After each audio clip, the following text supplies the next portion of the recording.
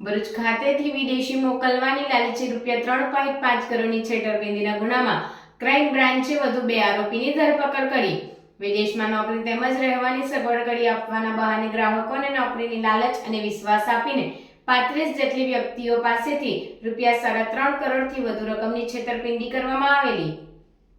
ભરૂચ દહેજ bypass road ઉપર આવેલા શિલ્પી શોપિંગ સેન્ટરમાં મીરા ઇન્ટરનેશનલ એજ્યુકેશન નામથી ઓફિસ શરૂ કરેલી વિદેશમાં નોકરી તેમજ રહેવાની સગવડ કરી આપવાના બહાને ગ્રાહકોને નોકરીની લાલચ અને વિશ્વાસ આપી 35 જેટલી વ્યક્તિઓ પાસેથી ₹3.5 કરોડથી વધુ રકમની છેતરપિંડી કરવામાં આવેલી અને આ ગુનામાં મુખ્ય સૂત્રધાર ભાવિન પરમાર તથા તેના પાલક પિતા ગુણવંત કવૈયા છેલ્લા એકાદ વર્ષથી વોન્ટેડ હતા। આ બાબતે ભરૂચ લોકલ ક્રાઇમ બ્રાન્ચની ટીમને માહિતી મળી હતી કે ભાવિન પરમાર તથા ગુણવંત કવૈયા રાજકોટ શહેરમાં હોવાની શક્યતા છે, જેથી ટીમે રાજકોટ ખાતે બંને ઇસમોને શોધી કાઢવા તપાસ હાથ ધરી હતી।